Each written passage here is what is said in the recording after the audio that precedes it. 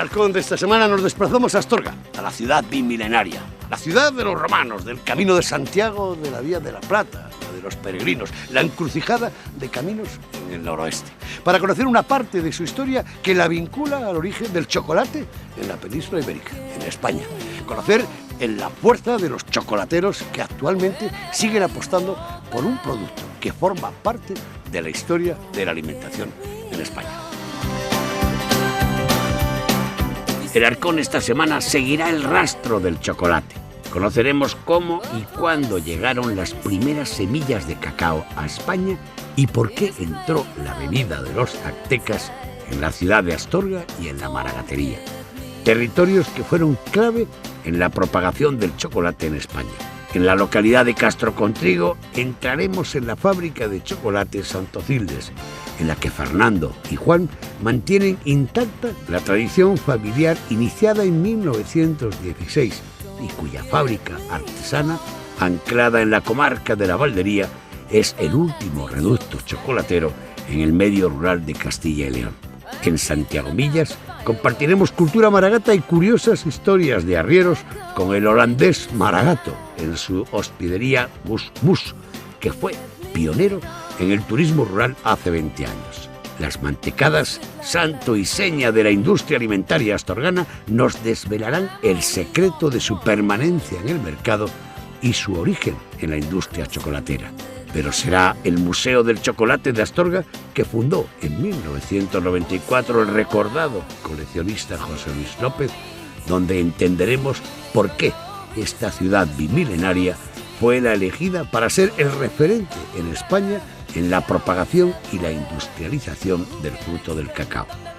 Elvira Casado, directora del museo, nos abre la puerta de la memoria chocolatera de Astorga. Hola, Javier. ¿Cómo estás? Muy bien. Oye, ¿cuánto tiempo llevas en el museo ya? Pues llevo 7 años. Han conocido la historia, toda su tradición, los diferentes productos que había, cómo se vendía, cómo se traían. Está aquí la reserva de la historia de Astorga. La industria del chocolate movió absolutamente todos los niveles, sociales, culturales, políticos y económicos. Prácticamente toda la población trabajaba haciendo chocolate o en sus casas o en las fábricas. Pues Astorga hubo varios factores que influyeron para que fuera una de las ciudades pioneras en la elaboración del chocolate. Desde 1545 ya se conocía el cacao en la ciudad. Desde principios del siglo XVI hasta la actualidad han pasado más de 400 fábricas de chocolate, fabricantes. El año de mayor apogeo fue en 1924, que había 52 fabricantes. Y el que introdujo la materia prima fue Hernán Cortés. Su hija María la quiso casar en 1545 con el hijo del marqués de Astorga. El cacaotero es un árbol que se cultiva en la zona del Ecuador. El árbol produce unos frutos que se llaman mazorcas o las bayas. Dentro hay unas semillas que son las habas de cacao. Aquí los visitantes pueden ver diferentes tipos de mazorcas.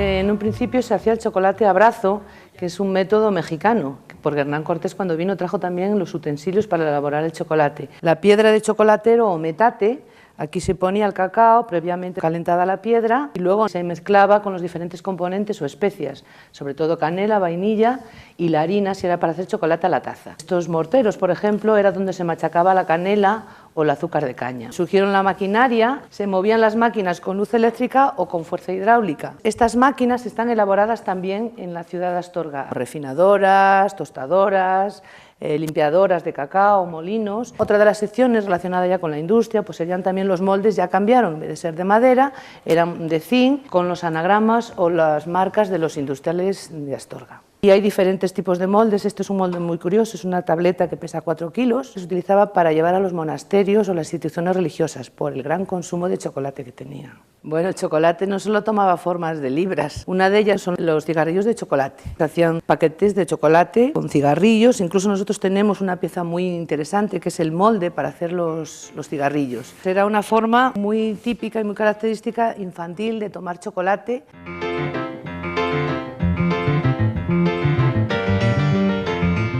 la publicidad era el sistema de vender los chocolates. Era muy sofisticada. Desde los carteles, que los tenían que mandar a hacer a Berlín y a París, o las latas litografiadas, pero sobre todo la mejor publicidad que tenían los chocolateros eran los cromos. Tenían una doble interpretación. La primera era promocionar el consumo, era un método pedagógico, de aprender a leer, por ejemplo, con los cuentos de Calleja, que también se metían en las tabletas de chocolate. Y luego, otro de los reclamos publicitarios, pues era desde pesacartas, latas litografiadas, abanicos, ceniceros. Nosotros tenemos aquí carteles y piezas de 1901, pero sobre todo la mayor promoción fue desde 1905 a 1910. En el Museo del Chocolate se recogen las familias más importantes o que más promocionaron los chocolates de Astorga, como por ejemplo la familia Granel, la familia Panero, la familia Rubio. Estas familias tienen en el museo tanto material fotográfico como reclamos publicitarios, como documentación de toda la fabricación de sus chocolates. Después de hacer el recorrido por el museo, se termina en una sala donde está dedicada a la imprenta y litografía relacionado con las etiquetas de los chocolates. Los niños en ese campo se asombran, ¿no? Se asombran mucho, sobre todo cuando ven el audiovisual, que ven los dos procesos de la elaboración del chocolate, a brazo y a la piedra. Se sorprende mucho lo laborioso y lo costoso que era hacer el chocolate antiguamente. Después de ver el audiovisual, pues se hace una degustación de los chocolates, se hace una muestra de unos 6 o 7 chocolates. La primera sensación del chocolate es la vista. Aquí, por ejemplo, vemos un chocolate que tiene un añadido, que son las almendras. Al introducirlo en la boca, vamos a notar las partículas rugosas porque no está muy refinado. Sin embargo, hay otros chocolates que se combinan con maridajes, como por ejemplo el de la cecina, que es la cecina que también es típica de nuestra comarca. También se pueden apreciar los chocolates según el origen geográfico. Un chocolate de México, de Ecuador, de Venezuela, de Tanzania, así como los diferentes matices de los porcentajes de cacao. Dentro del Museo del Chocolate nos visitan los protagonistas de la industria chocolatera actual. Ellos descienden de aquellas familias que a principios del siglo XX convirtieron a Astorga en un importante centro de producción del chocolate en España. Acuden a la llamada del Arcón en un lugar con el que se sienten plenamente identificados.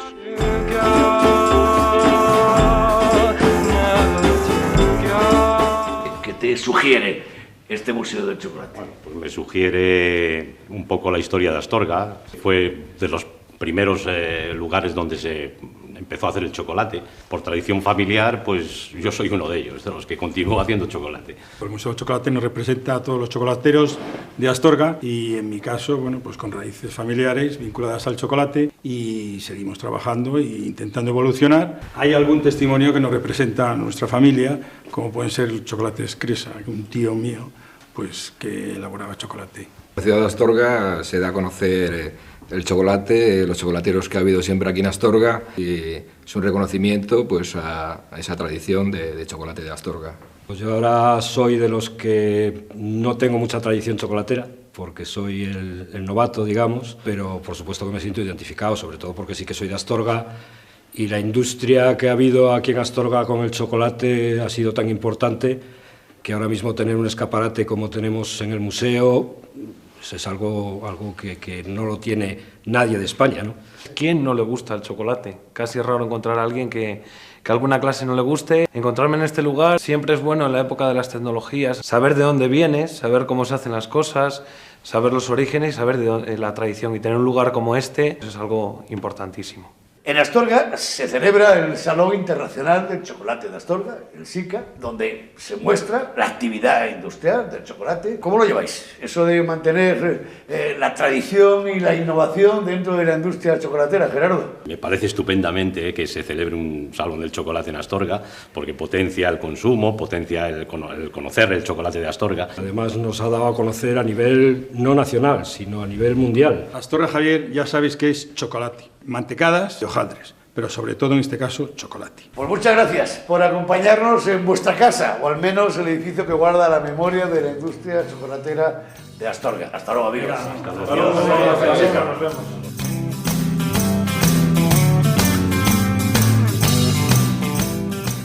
La Cámara de Comercio de Astorga lleva un siglo respaldando e incentivando el tejido empresarial de la ciudad. Su presidente, Juan Carlos Fernández, nos recuerda la importancia que ha tenido el Salón Internacional del Chocolate como revulsivo de la actual industria chocolatera de la ciudad.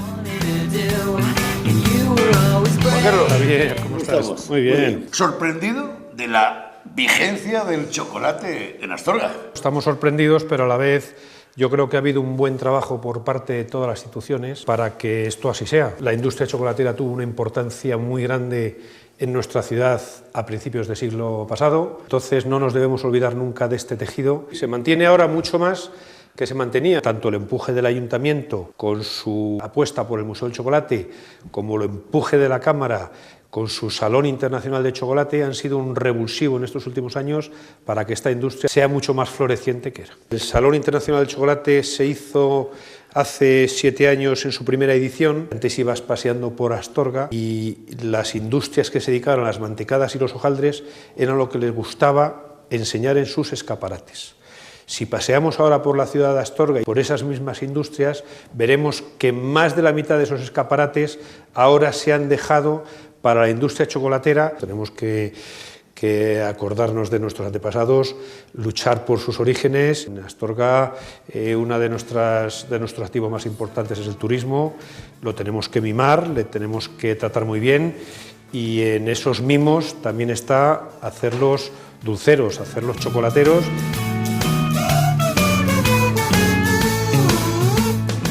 Abandonamos por un momento la vieja ciudad de Astorga para entrar en la tierra de los arrieros maragatos, que almacenaron en sus casas chocolates que transportaban a distintas ciudades de España. Conoceremos una arquitectura singular de la mano del holandés Maragato, de nombre impronunciable, que hace 20 años fue el primero en apostar por el turismo rural en su hospedería Gusbús en Santiago Millas. Nos mostrará su nueva apuesta gastronómica. Junto al cocido Maragato, los platos de bacalao diseñados por el cocinero portugués Miguel da Silva ya forman parte de su carta. El holandés nos cuenta una curiosa historia del reloj de la Torre de Santiago Millas.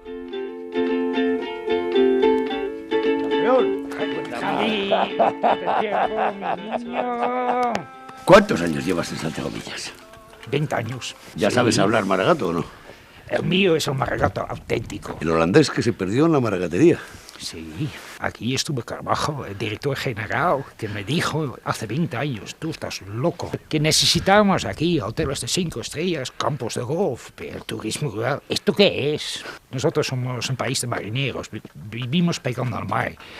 Creo que si ves todo esto, tiene que ver con la libertad y la amplitud. La casa de un arriero. ¿Quién te iba a decir que ibas a pasar media vida en la casa de un arriero? Son grandes, amplios, solariegos, tranquilos. Es una casa típica de arrieros, muy grande, amurallado. No tiene ni una ventana a la calle. Fue gente tremendamente rico. Por eso vivieron adentro. Mi nombre es impronunciable. ¿Impronunciable? Te lo letreo. Sí. Segovia, Jaén, Oviedo, Eduardo, Roma, Dinamarca. Ahora te toca a ti. Kutz. No. Sux. Más o menos. Más o menos. Más o menos. Cuando abrimos la hospedería, la idea que yo tenía fue empezar también actividades al aire libre. Tenía bicicletas de montaña, material de escalada, y llevamos la gente afuera. La Torre de las Campanas está separada. Sí, está ahí, sigue ahí. Este día de Año Nuevo, las 12 uvas, ¿te las vas a comer debajo o no? Yo lo sé, si depende de mí, si hay mucha gente, yo sí voy, porque las costumbres se mantienen. ¿Quieres verlo? Sí, vamos a verlo. Vamos a verlo.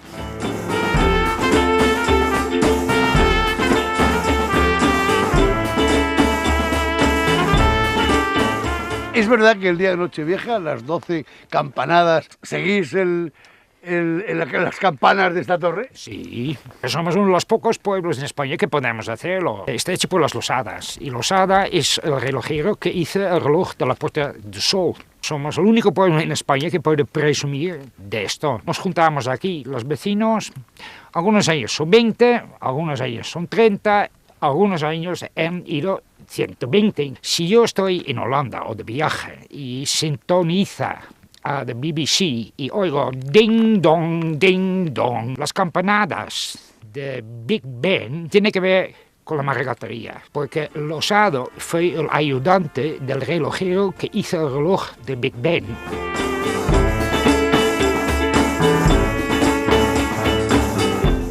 Estamos en una casa maragata. Auténtica, muy antigua, restaurada, manteniendo la estructura de una casa maragata. El truco es mantener el antiguo, el auténtico, el espíritu y el ambiente de antes. Aquí entraron antiguamente los carros, cargado con material. El rodamiento, ves el empedrado que está hundido. Arqueado. Sí, por el peso de los carros que entraron aquí. El hotel tiene todavía el ambiente de arrieros, lo queremos mantener.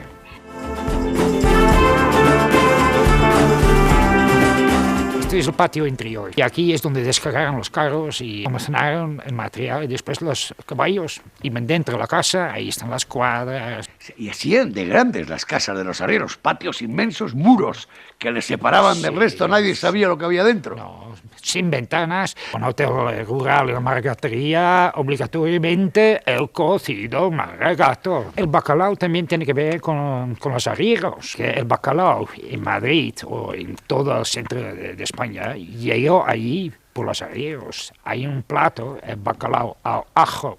Arriero. ¿Te has traído a Portugal aquí, me has dicho? Sí, porque los mejores secaderos de bacalao están en Aveiro, en Venecia de Portugal, y he traído un experto de Aveiro.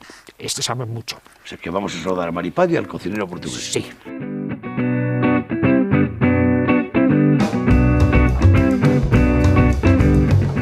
Gus, tienes un aire a Mahatma Gandhi, ¿eh? Sí, la resistencia pacífica, sigue con esto. A ver, ha sido muy positiva, sobre todo en sus inicios, evidentemente, porque al ser los pioneros y los primeros, vamos, esto fue un boom. Y se fue manteniendo con los años. Sigo haciendo mis espinillas y hay algunas cosas a la vista. Para el año que viene estamos preparando una cosa que tiene que ver con las cantatas de Bach. No tenemos tele en esta hospedería, pero sí 9 guitarras, hay un piano y este tipo de cosas sí tenemos. Y muchos amigos músicos. Siempre digo, en la maragatería hay dos formas de verlo y vivirlo. O te gusta muchísimo, compras una casa y te quedas. O no te gusta nada, te largas y nunca vuelves. Yo soy uno de estos que lo vi, me enamoró y me quedé. La gente aquí, los cazuros, los maragatos, siempre se dice muy cerrado, pero esto todo es mentira. La gente del pueblo en general son muy buena gente. Después de 30 años la vida en un pueblo, en España, donde todavía tenemos una forma de vivir tranquilito, donde la vida social es bastante importante. Y en la impresión que yo tengo, las habilidades sociales se han perdido muchísimo. Seguimos exactamente con el mismo espíritu, de la misma forma que en el inicio. Recibimos a nuestros clientes de la misma manera. Las habitaciones siguen siendo exactamente lo mismo. Originales, por supuesto. Y nada, con el mismo espíritu del turismo rural en el cual nosotros queremos, claro. ¿Verdad que seguimos haciendo un buen cocido maragato? Claro. Y seguimos haciéndolo y está punti. Y lo del bacalao, la última incorporación. No te lo cuento cómo está, esto se prueba, Uy, lo estoy deseando ya, ¿verdad? Venga, vamos adentro, vamos a muy bien.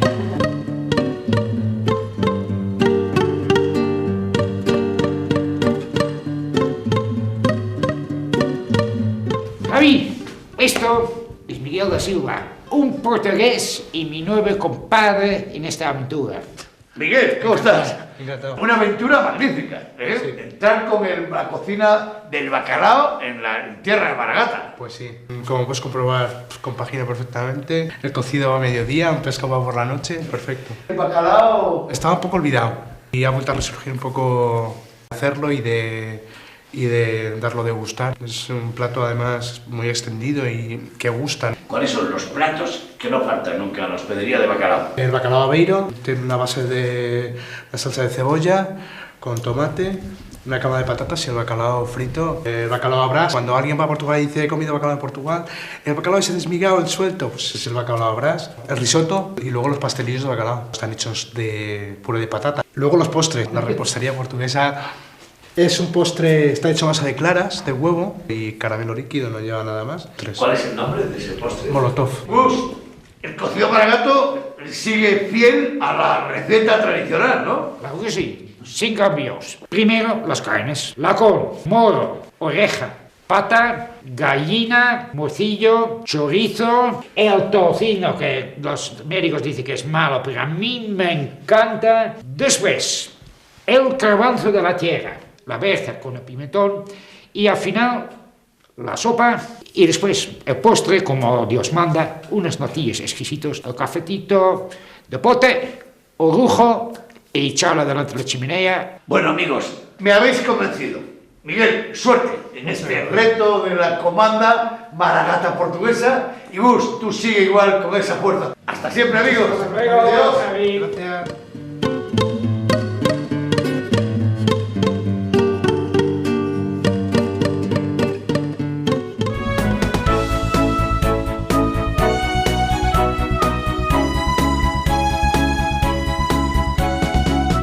Otra recomendación para hoy es este gran vino de Bodega Viñavilano, situada en la localidad burgalesa de Pedrosa de Duero, una de las zonas más privilegiadas de la denominación de origen Ribera de Duero. Hablamos de Villavilano Roble 2012, que incluye una selección de sus viñas de más de 20 años vendimiadas en el momento óptimo de maduración. De color rojo guinda con ribete rubí. En nariz destacan las notas florales, fruta del bosque madura con notas de vainilla y regaliz. En boca resulta redondo, estructurado y persistente. En su conjunto estamos hablando de un vino complejo y armonioso. Oferta de presentación del 70% en la segunda unidad hasta el 15 de septiembre en todos los centros del Corte Inglés de Castilla y León.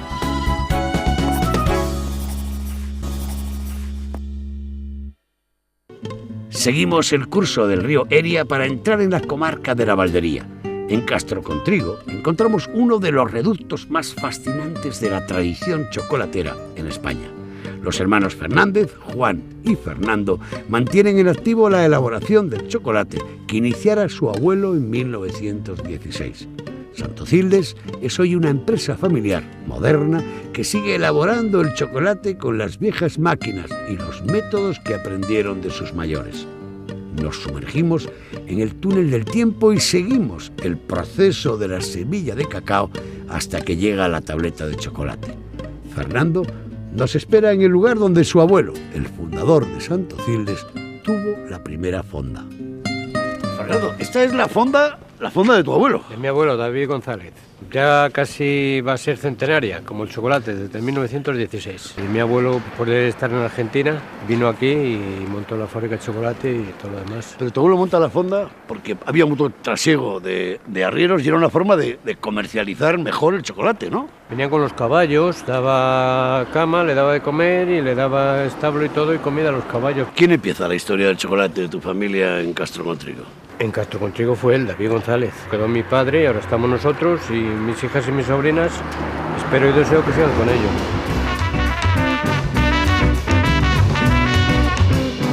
Castro Contrigo ya no es lo de la época de tu abuelo y de tu padre. No, bueno, se ha ido mucha gente, lo industrial, la época industrial, hubo tantos oficios que el pueblo prácticamente se abastecía solo. Sigue existiendo todavía en verano, mucho turismo. Mira, Javier, aquí coincidimos con una persona del pueblo. Lorenzo, Hombre, el médico. ¿Cómo estamos? ¿Qué le parece que se mantengan aquí estos hermanos todavía la tradición chocolatera, Lorenzo? Me parece muy bien. Cuando los rapaces, los niños, en el molino de David, el abuelo de este señor, esperábamos por si una libra se torcía y algo nos encontrábamos, porque nos daba un trocico de chocolate. Es muy importante por ellos y por Castro Contrigo, por León y por España. Un placer, amigo. Encantado. Hasta luego. ¿Qué hace, Lorenzo? Hasta luego. Hasta luego. O sea que tu vida sigue ligada a Castro Contrigo. Sigue ligada a Castro Contrigo con la fábrica y el bar, el despacho de chocolate. Vamos a ver el tostadero de habas de cacao, donde es el inicio de la fabricación, donde está mi hermano Juan Francisco, Hombre, que se alegrará de verte mucho. Es el maestro chocolatero. El maestro chocolatero. Juan. ¿Qué tal, Javier? ¿Qué pasa? Aquí estamos, 20 años esperando que viniese a visitarme. ¿Sigues teniendo la materia prima de África y de América? Efectivamente. O sea, como tu abuelo. Efectivamente, donde son los cacaos más auténticos. Traíamos de África, sobre todo de Guinea Ecuatorial, ya que era una colonia española. Y los demás cacaos nosotros procuramos traer los mejores del mundo. Si quieres pasa, que lo vemos, ¿vale? Eso es lo que da autenticidad a un chocolate, ¿eh? Si nosotros partimos del cacao, tostándolo y teniendo un cacao bueno, podemos hacer un chocolate con personalidad. Mi abuelo antes iba al puerto, sobre todo a los de Asturias, y en él lo que hacía era compraba con una sociedad de fabricantes de chocolate el cacao. Lo traía con el tren o en un camión y era cuando empezábamos ya a hacer también el chocolate. Nosotros usamos los dos tipos de cacao, el forastero y el criollo, depende del chocolate que hagamos. Los forasteros para hacer los chocolates a la taza, los chocolates fuertes, y los criollos para hacer los chocolates que son más suaves, ¿eh? El criollo es uno de los cacaos más mejores del mundo. Desde siempre nosotros hemos usado un Bahía de Brasil, el de Ghana, también el de Costa de Marfil, y después utilizamos otros, como se ve aquí en el saco, de Guayaquil, de Ecuador, que es un cacao muy fino, de Venezuela, el carenero es uno de los cacaos más importantes también del mundo. Tenemos un chocolate con personalidad. Si yo cojo un cacao en el cual que veo que tiene unas características fenomenales para hacer el chocolate, si yo hago un chocolate, por ejemplo, del 90 al 75% es el cacao tostado, descascarillado, molido, lleva un 90% de cacao y un 10% de azúcar. Entonces sabemos que el producto que nos sale es un producto de calidad.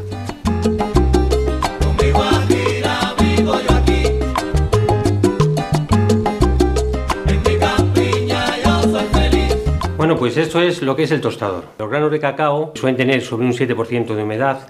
Hay que tostarlos para que tenga un 0,04% de humedad. El tostador está a una temperatura más o menos de unos 140 grados durante una hora. Lo que hace es tostarse para que el cacao realmente coja aroma y más sabor. De que ya está tostado, lo llevamos a la descascarilladora. Lo que hace es partir los granos. Por viento separa lo más pesado, que son los nibs de cacao, y para el otro lado lanza la cascarilla, que pesa menos. Y entonces este proceso aquí en el tostador ya terminó y ahora ya nos vamos a la fábrica.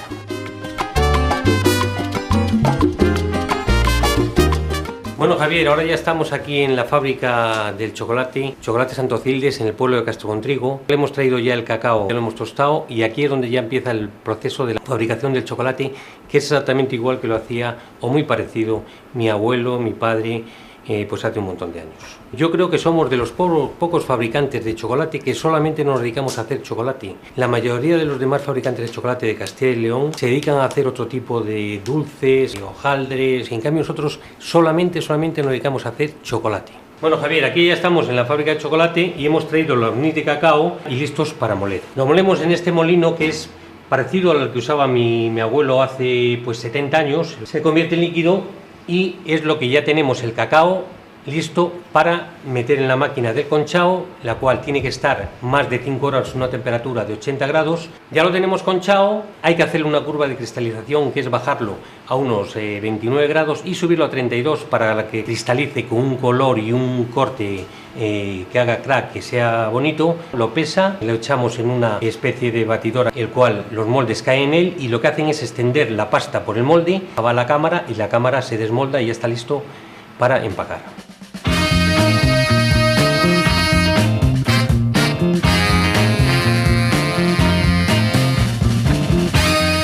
Juan, ¿no te crees tú que esta maquinaria era la que hacía funcionar hace 50 años la fábrica de chocolate? Incluso de más de 50 años. Alguna de ellas incluso se movía en molinos con agua. Hay cantidad de chocolates que dicen que son fabricantes, pero en realidad lo que hacen es ayudarse de nosotros, que somos fabricantes, o de incluso de coberturas que ya están fabricadas, pero que el proceso desde el principio no lo hacen. Esto es uno de los oficios más bonitos que hay. Desde que era muy joven lo tuve bien claro que lo que me gustaba era hacer chocolate. Lo consideras como cosa propia, vas sacando nuevos chocolates, nuevas cosas que son las que te hacen sentirte satisfecho. Carmen, ¿el chocolate amarga mucho o no? No, muy bueno y muy dulce. Tere, ¿cuántos años lleváis vosotras involucradas en la fábrica? Yo un poquito menos, me incorporé aquí y fenomenal, lo llevo bien, me encanta trabajar en el chocolate. Nos vamos. Juan, Carmen, Teresa, gracias. Bueno, gracias a ti, gracias, y a pesar Javier, del tiempo que has durado en venir, espero que vuelvas pronto. Gracias. Venga, muchas gracias. Adiós. Hasta luego.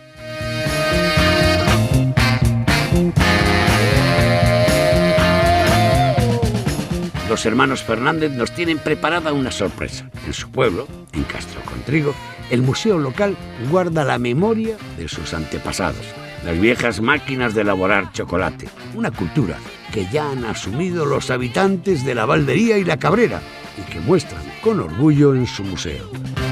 Aquí está la historia de las piezas de mi abuelo, de mis padres, de mis hermanos, centenarias. Este museo que está hoy día en Castrocontrigo, y es que es un escaparate de unas piezas únicas que existen hoy día. Podríamos hacer chocolate como se hacía hace 100 años.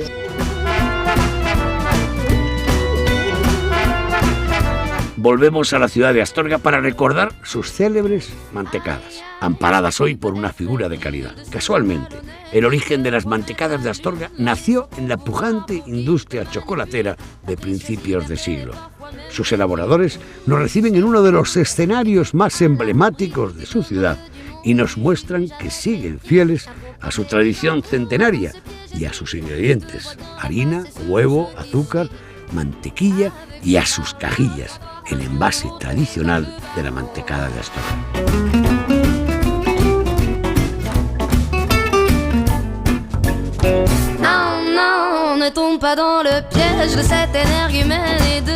La figura de calidad para este producto, primero que hemos hecho una unión de los fabricantes y una calidad muy superior a lo que había antes. La mantecada va cogiendo todavía mucho más nombre con relación a lo que es la ciudad. Javier, las industrias que pertenecen son 6. El arriero Maragato, la mallorquina, los Maragatos, Milagritos, Alonso y Velasco. Desde el siglo XVIII se están usando siempre las mismas materias primas: huevos, harina, mantequilla y azúcar.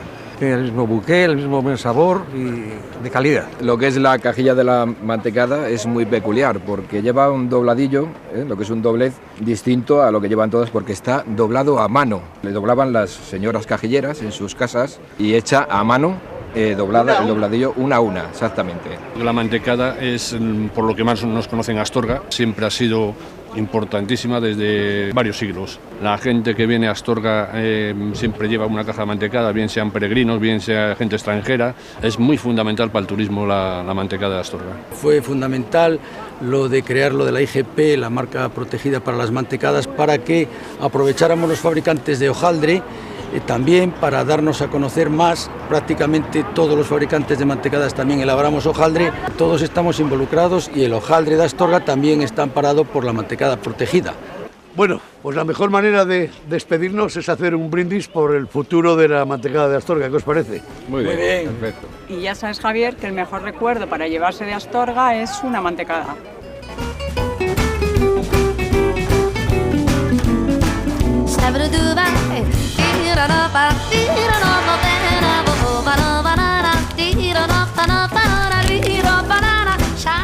A partir de hoy, a buen seguro, cuando vayamos a Astorga o hablemos de Astorga, recordaremos la importancia que tuvo el origen del chocolate en la península ibérica y qué lugar ocupó esta ciudad bimilenaria en la industria del chocolate. Amigos, hasta la próxima semana.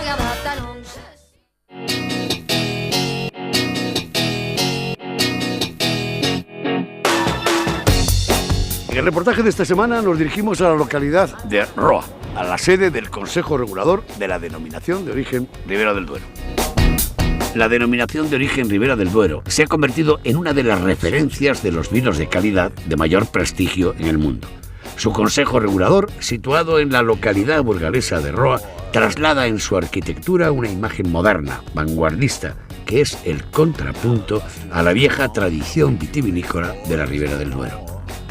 Desde el emplazamiento del moderno edificio se contempla un paisaje de viñedo santo y seña de los territorios del Duero. El Consejo Regulador tiene el cometido de velar por los controles de calidad y la promoción de unos vinos que hoy se exportan a países de los 5 continentes. El Arcón entra esta semana en la casa de todas las bodegas de la Denominación de Origen Ribera del Duero. Jorge, ¿cómo estamos? Muy bien, ¿y tú qué tal? Oye, ¿cuántos años llevas ya en el Consejo? Caray, pues ya son casi 20 añitos. ¿Y Roa? ¿Cuándo llega el Consejo Regulador de la Denominación de Origen a Roa? La Roa se trasladó desde Aranda de Duero en junio de 1991. Desde ese año 1991 Roa es el municipio que acoge la sede del Consejo Regulador. En estos 32 añitos yo creo que la Ribera del Duero no la conocen ahora mismo ni los más optimistas que entonces empezaban a hacer sus esfuerzos y sus sacrificios para llegar a donde hoy hemos llegado. Hemos hecho una remodelación y una ampliación de la sede del Consejo Regulador, la nueva cara. Pues para allá nos vamos. Venga. Alfonso, vaya silueta la del nuevo Consejo Regulador, ¿eh? Pues sí, efectivamente, una silueta magnífica. Como se puede observar, está en el límite del casco urbano. Pretende ser un elemento integrador entre el paisaje urbano en el que se inserta y el paisaje natural al que se enfrenta. Pretendemos dar una imagen también de modernidad. Pretende dar la imagen que Ribera del Duero ya demandaba, porque la anterior sede, bueno, pues había quedado francamente bastante reducida. Esta es la casa de todos los viticultores, de todos los bodegueros, de todos los que de una u otra manera intervienen en el proceso vitivinícola. La Ribera del Duero hoy podemos decir que está formada por 8.500 viticultores, tenemos 280 bodegas, las 21.500 hectáreas que tenemos producen aproximadamente 80-90 millones de kilogramos de uva y que las bodegas comercializan, estaremos en el entorno también de los 78 millones de botellas. En la gestión del propio Consejo Regulador también hay modernidad, hay innovación. Efectivamente, no cabe la menor duda. A la tecnología propia de la viticultura y de la enología hemos tenido también que ponernos al día en la gestión del propio Consejo Regulador. Inauguramos nueva campaña de vendimia con nuevo presidente del Consejo Regulador, que si os parece, pues pasamos y le saludamos porque está ahora en la sede. Vamos para allá.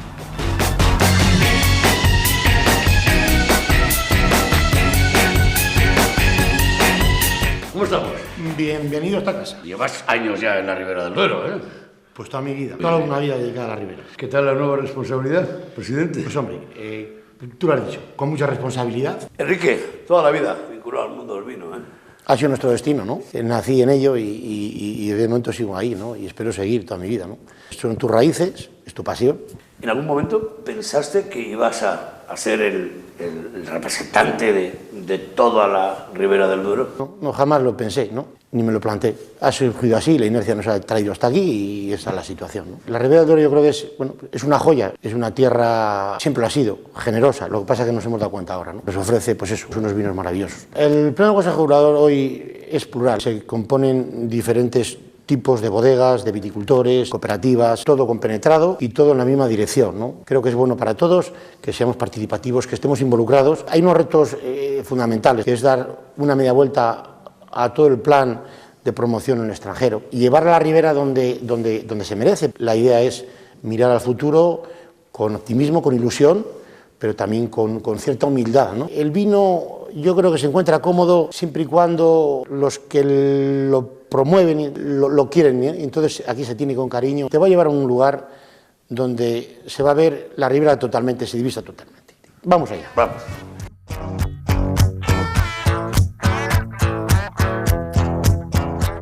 Javier. Lo de los ojos es verdad, ¿eh? ¿Y dónde estamos? ¿Qué es esto? Pues mira, esto es la sala de consejo. La sala de consejo donde los consejeros nos reunimos como mínimo una vez al mes. En esta mesa, como es lógico, es donde se decide, se atienden las solicitudes, las inquietudes, se estudian los problemas que surgen. Hay una mentalidad que se está palpando en viticultores y bodegueros, que es la de hacer las cosas bien. Nuestra tierra es generosa, nos ofrece unos vinos estupendos. Lógicamente luego está a la mano del hombre para perfeccionarlos. Yo creo que estamos todos mentalizados de que eso tiene que ser así. Los mercados internacionales donde llegamos nos ven muy bien. El concepto que tienen de nosotros es un concepto de que se hacen las cosas bien, de que los vinos que se ofrecen son buenos. La media de calidad que Ribera del Duero ofrece al mundo, pues quizá no haya muchas regiones vinícolas, por no decir que haya ninguna, que lo haga. En España ya somos unos consolidados, donde todo el mundo nos respeta, nos conoce, nos quiere y sabe que hacemos las cosas muy bien. Casi no hay rincón de España donde no se nos conozca. A Ribera del Duero, en Castilla y León, nuestra región, la gente interpreta que Ribera del Duero es la DEO de referencia, ¿no?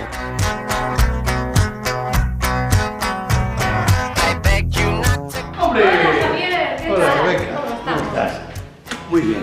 Bueno, pues yo soy la persona que se encarga de los temas relacionados con la comunicación y también, Javier, con la promoción nacional. Soy la que me relaciono con los medios de comunicación, con los periodistas, las que intenta situar la Ribera del Duero modestamente desde el Consejo Regulador en los titulares de toda la prensa nacional e internacional. Y nos sentimos muy queridos y muy arropados por los medios de comunicación. Se hace un seguimiento exhaustivo de todas las iniciativas, se nos apoya mucho, se hacen eco de toda nuestra actualidad, la de nuestras bodegas y viticultores, y yo creo que se nos tiene cariño, se siente como algo propio, como algo de la región. Esto es el reflejo de lo que es hoy en día la Ribera del Duero, esa unión de la tradición, del legado de nuestros ancestros con la innovación y la modernidad, se plasma en este edificio y, si me permites, Javier, me encantaría poder enseñártelo. ¡Qué maravilla!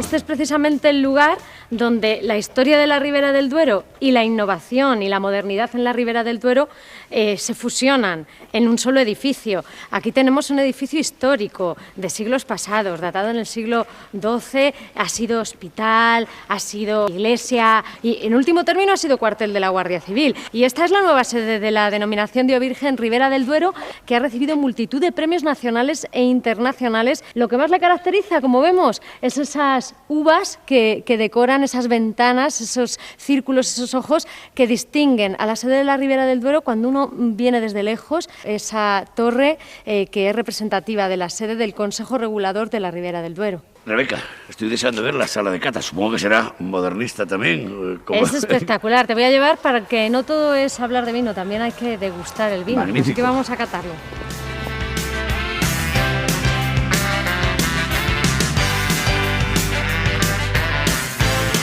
Alberto, ¿cuál es tu responsabilidad en el Consejo? Pues aquí soy el responsable del Servicio de Experimentación y Ensayo del Consejo Regulador de la Denominación de Origen Ribera del Duero. Me toca catar, estar por campo, controlar un poco vinos, nuevas tendencias, un poquito pendiente de todo lo que se cuece por esta zona. Pues esta sala que nos encontramos es la sala de catas del Consejo Regulador Ribera del Duero. Es habitual que todos los días se estén catando vinos de la Denominación de Origen para pasar el proceso de calificación. Necesaria y obligatoriamente tienen que superar el doble proceso, el análisis organoléptico que se hace aquí en la sala de catas del Consejo Regulador y, por otro lado, el análisis instrumental que tiene lugar en la Estación Enológica de Castilla y León. Ahora vamos a proceder a catar las 4 categorías de vino que se elaboran en Ribera del Duero: el rosado, el tinto crianza, el tinto joven y el tinto reserva.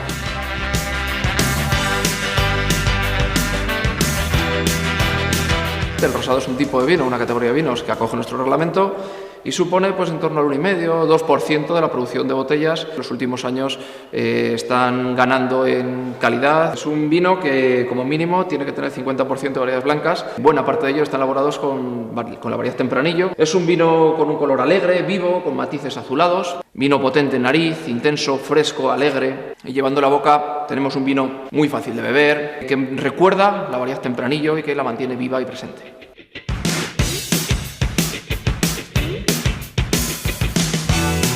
Creo que en estos momentos podemos estar hablando aproximadamente de un 45% que sea vino joven. Ya tenemos aquí la Ribera del Duero, esa ribera clara, esos vinos, es un vino joven, no hay que olvidarlo, pero es un vino potente, con mucha fruta en nariz, con colores vivos, azules, morados, violetas, nos da frescura y nos da esos matices que buscamos en este tipo de vinos, con la variedad Tempranillo muy presente, con el espíritu de Ribera del Duero muy presente. Hablar de crianzas y reservas es hablar ya del grueso de la Ribera del Duero, Alberto. Es hablar de los vinos que han dado la fama a Ribera del Duero, es hablar de estos vinos potentes, estructurados, que nos va dando notas diferentes, notas minerales, notas de regaliz, notas de fruta. Los vinos con crianza en barrica, los vinos con envejecimiento y los vinos que están al alcance de todos los bolsillos. Hay un Ribera del Duero para cada uno de las personas que nos están viendo. No hay razón para no acercarse a nuestra denominación de origen. La verdadera vocación del vino en Ribera del Duero es el vino de guarda. Están considerados como los vinos más longevos de España. Lo importante es que sea el vino de Ribera del Duero, que sea el que te lleves a tu casa, no te defraude. Y creo que eso,